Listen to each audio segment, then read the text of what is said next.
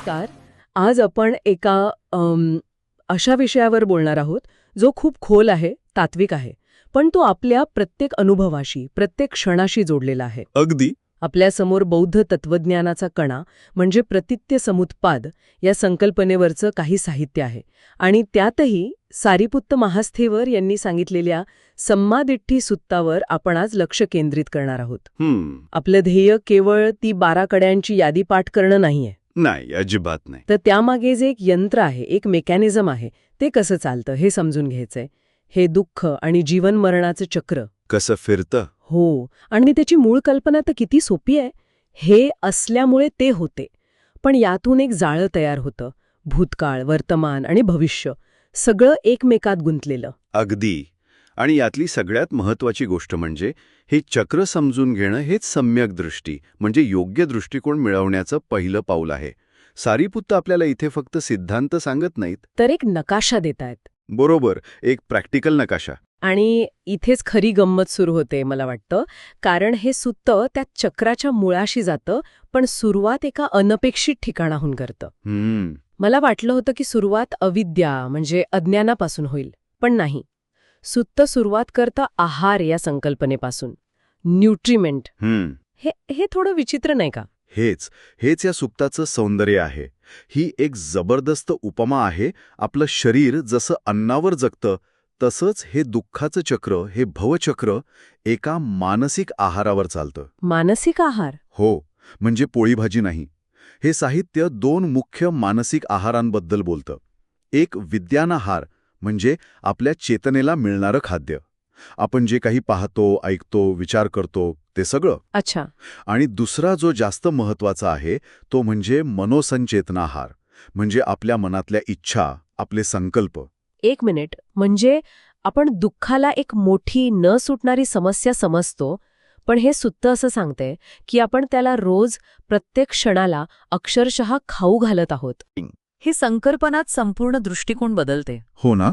आपण ज्या विचारांना, ज्या इच्छांना मनात थारा देतो तेच या दुःखाच्या इंजिनसाठी इंधन आहे. आणि चांगली बातमी ही आहे की हे खाऊ घालणं थांबवता येतं. बरोबर, पण ते थांबवण्यासाठी आधी ओळखावं लागेल की कोणता आहार पौष्टिक आहे आणि कोणता विषारी. आणि इकडेच मग कुशल आणि अकुशल कर्मांची कल्पना येते. हो ना. अगदी. विचार करा, जसं आपण चुकीचं अन्न खाल्ल्यावर शरीर आजारी पडतं, तसंच काही मानसिक आहार आहेत जे आपल्या मनासाठी विषारी आहेत. सुत्त त्यांनाच अकुशल मूळ म्हणतं. लोभ, द्वेष आणि मोह. मनासाठी जंक फूड. परफेक्ट. हे तिघं आपलं मानसिक आरोग्य बिघडतात. जेव्हाही आपण लोभामुळे एखादी गोष्ट हवीहवशी करतो, द्वेषामुळे दूर ढकलतो किंवा मोहामुळे चुकीचे निर्णय घेतो, तेव्हा आपण नकळतपणे त्या दुःखाच्या चक्रालाच ऊर्जा देत असतो. पण हे तर अनेक आध्यात्मिक परंपरांमध्ये सांगितलं आहे. म्हणजे लोभ, द्वेष, मोह वाईट आहेत हे तर आपल्याला माहीत आहे. मग या सुत्तामध्ये याचं वेगळेपण काय आहे? खूप चांगला मुद्दा आहे. वेगळेपण हे आहे की सम्मादिष्टी सुत्त याला केवळ एक नैतिक शिकवण म्हणून पाहत नाही. It's not morality, it's presented as pure mechanics. अच्छा, मेकॅनिक्स. हो, हे सुत्त सांगतं की लोभ, द्वेष आणि मोह हे वाईट आहेत कारण ते त्या कार्यकारणभावाच्या साखळीतले अविभाज्य घटक आहेत. ते त्या दुःखाच्या यंत्राचे भाग आहेत. आणि याउलट कुशल मूळ म्हणजे अलोभ, अद्वेष आणि अमोह हे केवळ चांगले नाहीत, तर ते त्या यंत्राला बंद करणारे स्विच आहेत. एक्झॅक्टली. ही नैतिकतेच्या पलीकडची एका इंजिनियरच्या दृष्टिकोनातून केलेली मांडणी आहे. वाह, म्हणजे हे एक मेकॅनिकल डायग्नोसिस आहे. आणि याच संदर्भात या साहित्यातला एक मुद्दा मला खूप खोल वाटला, तो म्हणजे अविद्या आणि आश्रव यांच्यातला संबंध. हां, आश्रव. हो, हा शब्दशः आत वाहणारा किंवा झिरपणारा काहीतरी वाटतं. Is it like mental baggage? हे आश्रव नक्की आहेत तरी काय? तुम्ही अगदी जवळ पोचला आहात. आश्रव म्हणजे मनात खोलवर मुरलेले मळ किंवा मानसिक दूषितता, यांना फर्मेंटेशन्स असंही म्हणतात. फर्मेंटेशन? हो, जसं फळं सडून त्याचं मध्य तयार होतं, तसंच आपले अनुभव मनात सडून मुरून हे आश्रव तयार होतात. मुख्य 3 आहेत: कामाची तीव्र लालसा, अस्तित्वात टिकून राहण्याची इच्छा म्हणजे मीपणा, आणि अज्ञान. आणि तुम्ही म्हणालात तसं अविद्या आणि आश्रव यांच्यात एक दुष्टचक्र आहे. ते कसं? अज्ञानामुळे म्हणजे गोष्टी जशा आहेत तशा न दिसल्यामुळे आपल्या मनात हे आश्रव तयार होतात. उदाहरणार्थ एखाद्या गोष्टीत कायमचं सुख आहे या अज्ञानामुळे लोभाचा किंवा कामाचा आश्रव तयार होतो. आणि गंमत म्हणजे एकदा का हा आश्रव तयार झाला की तो आपल्या अज्ञानाला आणखी खतपाणी घालतो. अच्छा. तो लोभ आपल्याला सत्य पाहू देत नाही, ज्यामुळे अज्ञान अधिक घट्ट होतं. अविद्या आश्रवाला जन्म देते आणि आश्रव अविद्येला मोठं करतो. हे एक चक्रव्यूह आहे. मग या चक्रव्यूहातून बाहेर पडण्याचा मार्ग काय? म्हणजे जर अविद्या आश्रवांना आणि आश्रव अविद्या बळ देत असतील तर सुरुवात नेमकी कुठून करायची? हाच या विश्लेषणाचा गाभा आहे. मार्ग म्हणजे या साखळीतली सगळ्यात कमजोर कडी शोधून तिच्यावर आघात करणे. कमजोर कडी? हो, आणि आपल्या स्रोतांमध्ये विशेषतः 2 कड्यांवर लक्ष केंद्रित करायला सांगितले आहे. वेदना म्हणजे सेन्सेशन आणि तण्हा म्हणजे क्रेविंग. वेदना आणि तण्हा का? कारण या 2 ठिकाणी आपला अनुभव थेट आणि तीव्र असतो. इथेच आपल्याला हस्तक्षेप करण्याची, इंटरव्हीन करण्याची संधी मिळते. ठीक आहे, तर मग यावर काम कसं करायचं? आपल्या स्रोतांमध्ये काही ठोस उपाय दिलेले आहेत एका चार्टच्या स्वरूपात. पहिला उपाय आहे अविद्या म्हणजेच अज्ञानावर 4 आर्य सत्यांचं मनन करणे. हो, पण मला वेदना या कळीबद्दल जास्त जाणून घ्यायचं आहे. कारण संवेदना तर आपल्याला प्रत्येक क्षणी होत असतात, सुखद, दुःखद. बरोबर. आणि उपाय दिला आहे की कोणतीही सुखद किंवा दुःखद संवेदना निर्माण झाल्यावर लगेच प्रतिक्रिया देण्याऐवजी तिला तटस्थपणे पाहण्याचा सराव करणे. जेव्हा आपल्याला सुखद संवेदना होते तेव्हा लगेच हे हवं ही तृष्णा जागी होते. दुःखद संवेदना झाली की हे नको ही तृष्णा. ही प्रतिक्रिया इतकी नैसर्गिक आणि वेगवान असते की आपल्याला कळतही नाही. खरं सांगायचं तर हे ऐकायला खूप सोपं वाटतं, जस्ट ऑब्झर्व द सेन्सेशन. पण प्रत्यक्षात तीव्र वेदना किंवा तीव्र सुखाची भावना अनुभवताना तिला फक्त पाहणं हे जवळजवळ अशक्य वाटतं. बरोबर. It's like trying to stop a moving train with your bare hands. त्या इच्छेचा जोर इतका प्रचंड असतो. आणि म्हणूनच याला सराव किंवा साधना म्हटलं आहे. पहिल्याच प्रयत्नात हे कोणाला जमत नाही. The goal isn't to succeed every time, but to simply become aware of that pull. अच्छा, फक्त जाणीव? हो, तो जोरात ओढणारा आवेग आहे याची जाणीव होणं हीच पहिली पायरी आहे. ही जाणीवच वेदना आणि तृष्णा यांच्यामधली एक मोकळी जागा तयार करते. सुरुवातीला ही जागा एका क्षणाची असेल, पण सरावाने ती वाढते. आणि त्याच जागेत मुक्तीची शक्यता आहे. अगदी. Okay, so watching sensations without reacting. पण जेव्हा आपण अपयशी ठरतो तेव्हा काय? जेव्हा ते तटस्थ निरीक्षण सुटतं आणि एक तीव्र मला हे हवंच ही भावना मनात येते, मग ती पुढची कमजोर कडी असली पाहिजे, हो ना? एक्झॅक्टली. ज्याला स्रोतांमध्ये तण्हा किंवा तृष्णा म्हटलं आहे. तीच पुढची संधी. तृष्णेवरचा उपाय दिला आहे की मला हे हवेच या हट्टाऐवजी हे सर्व अनित्य आहे हा विचार मनात आणणे. अनित्यतेचा विचार. हो. समजा आपल्याला एखादा नवीन फोन घेण्याची तीव्र इच्छा झाली. ती इच्छा म्हणजे तण्हा.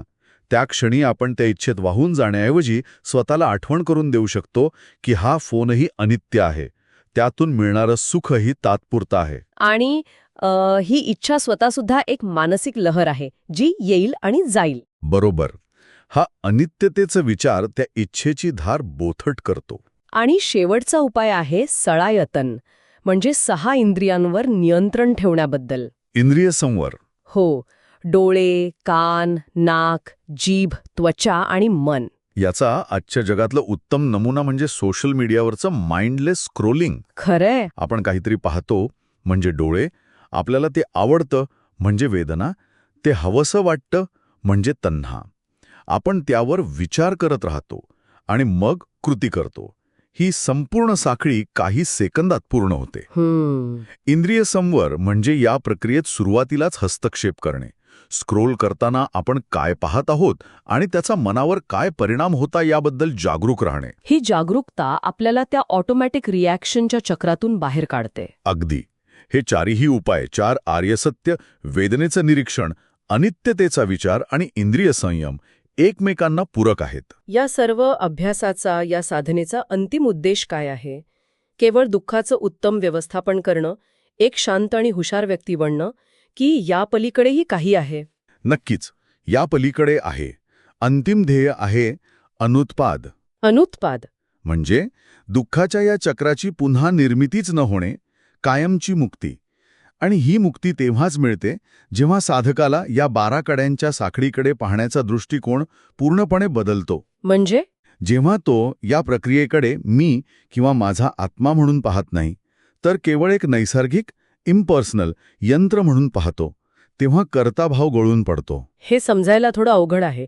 कर्ताभाव गळून पडतो म्हणजे नक्की काय होतं? मी करतोय ही भावना नाहीशी होते का? हो, पण ते तसं नाही की माणूस काहीच करत नाही. याचं एक आधुनिक उदाहरण देतो. समजा आपण एक कॉम्प्युटर प्रोग्राम पाहतोय. कोडची एक ओळ कार्यान्वित होते, ज्यामुळे रिझल्ट बी येतो आणि त्यामुळे फंक्शन सी सुरू होतं. ही एक प्रक्रिया आहे. आपण असं म्हणत नाही की कॉम्प्युटरला हे करायचं आहे. It's just a process executing.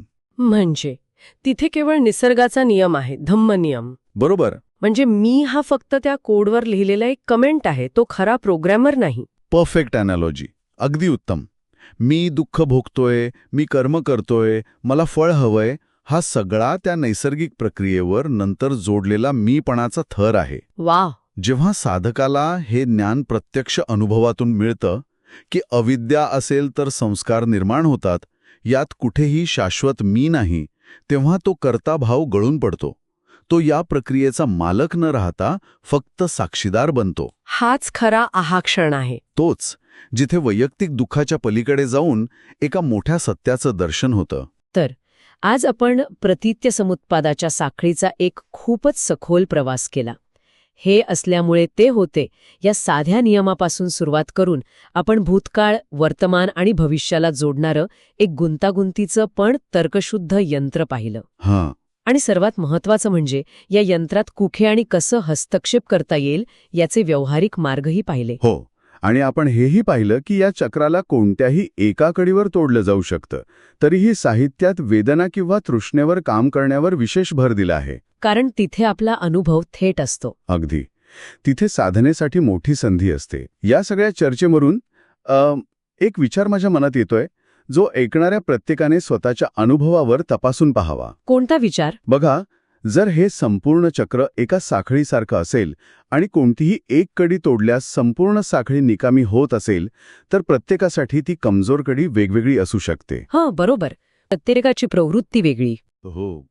काहींसाठी लोभ किंवा आसक्ती ही मुख्य समस्या असते, तर काहींसाठी राग किंवा द्वेष. काहींना इंद्रियांवर ताबा मिळवणं सोपं वाटतं, तर काहींना विचारांवर. खरंय. तर मग ऐकणाऱ्यांसाठी एक आत्मनिरीक्षणाचा प्रश्न आहे. या स्रोतांनी आपल्याला एक नकाशा दिला आहे, पण प्रत्येकाचा आंतरिक प्रदेश वेगळा आहे. तुमच्या स्वतःच्या अनुभवात, तुमच्या आतल्या जगात या साखळीची कोणती कडी तुम्हाला सर्वात कमजोर वाटते? कुठे थोडासा प्रयत्न करूनही मोठा बदल घडू शकतो असं तुम्हाला वाटतं? वाव. या प्रश्नाचं उत्तर प्रत्येकासाठी वेगळं असेल आणि तेच त्याच्या साधनेचं खरं प्रवेशद्वार ठरू शकतं.